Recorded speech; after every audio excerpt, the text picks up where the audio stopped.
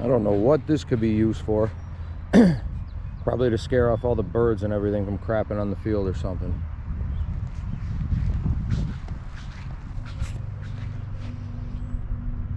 Just some modest little stands for everybody to sit in. Sure, the capacity couldn't be more than 100 or 200 people. Although I guess everybody could stand along this side right here. You guys can see the football stadium off in the distance right there. That's where Lazio and Eintracht Braunschweig played each other way back in 1977. And there's the baseball stadium, Scicluna Stadium. And here is Scicluna Field, I think it's pronounced. I don't know, it's an Italian name and it's kind of difficult to pronounce. It's spelled S-C-U-C-L-I-N-A. So Scicluna Field, I think it is. Here we go. Let's go all the way up to the nosebleeds so everybody can get a good shot.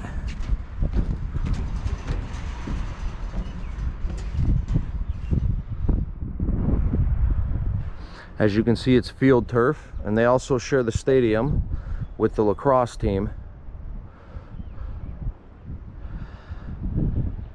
Those are interesting benches over there. Those are where the benches would be, I think. They sit underneath the tents. So that's a little bit different. That's unique and random. I kind of like that. It's definitely one of the first times I think I've ever seen that. The Xavier benches were different when I was down in Cincinnati, but these ones are like tents almost. I'll walk over there and check them out in a little bit. Way back in 1977, the Italian soccer club Lazio came to North America to do a 6-game tour. And one of the stops that they made was to Eastern Michigan's football stadium, which is called Reinerson Stadium. That was back in the 70s when Lazio was coming off a Serie A title in the 73-74 season. Their star player was Giorgio Chinaglia, who actually appeared twice for Italy at the 1974 World Cup in West Germany. And their opponents that they played that day were Eintracht Braunschweig, who were from northern Germany. And at the time, they were a Bundesliga side. And they were one of the original Bundesliga sides, too. And both the teams actually were a little controversial in two different kind of ways. Lazio being that they are the team of Benito Mussolini.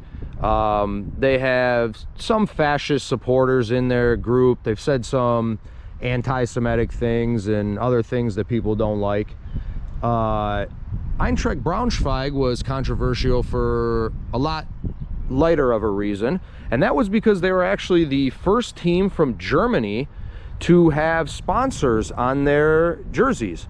So in the 70s, a lot of people think of the pink Hitachi jerseys on Hamburg, but actually Eintracht Braunschweig were the first German teams to have it on their jersey, and the team that, or the company that sponsored them, was actually Jägermeister. So if you would have gone back to Germany in the 70s, you would have seen Jägermeister jerseys on Eintracht Braunschweig. And actually a lot of the German clubs at the time did not like it, and it caused a lot of controversy within the league. So two kind of drama-filled teams playing here at Reinerson Stadium, and 11,000 people witnessed the game, and Lazio won the game 1-0 on a goal from Bruno Giordano. And they were actually, that tour that they went on, they had just came from Toronto, where they played the Metro's Croatia team, and they were the 1976 NASL champions. Lazio defeated them 2-1, and Lazio's third game of the tour was actually at Giants Stadium, and the man who led them to the Scudetto, Giorgio Chinaglia, was actually playing for the New York Cosmos at the time. and they played at Giant Stadium. And Chinaglia scored the first goal of the game, but Lazio ended up winning the game 3-2. So Scicluna Field is the home of the women's soccer team here at Eastern Michigan. Their nickname is the Eagles. So the E not only stands for Eastern, it also stands for Eagles. And you can see the Scicluna Field over there. Like I said, these are the benches. Almost reminds you of like a graduation party or like a ceremony or something, where they got the tents outside. See, every time you come to one of these college grounds, there's always one thing that's unique about their stadiums, and this is it. Eastern's got the party tents for benches. You even got a table for beer pong, maybe. Yeah.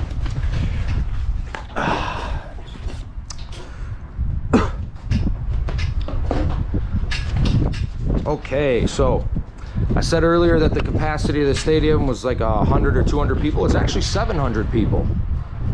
So I'm sure once you pack everybody in and you stand everyone along the sidelines, you probably could fit 700 people here. Like I said, they've only been around since 1994, and they haven't accomplished that much, unfortunately. Let's start with their best season that they've ever had, and that was way back in 1999, when they finished 17-3-2.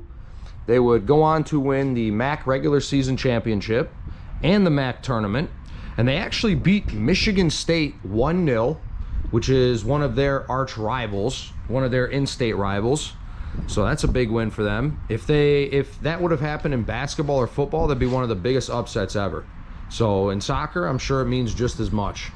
They also beat their arch rival, which is Central Michigan. They beat them twice that year.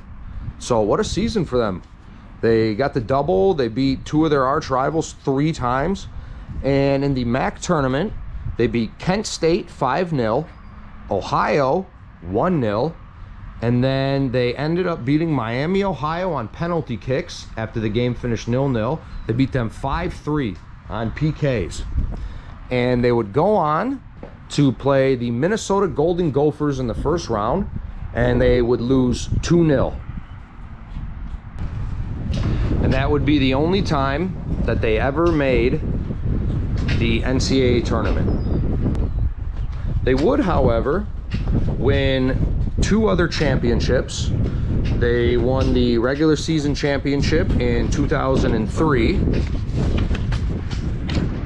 and they also won the regular season championship in 2013.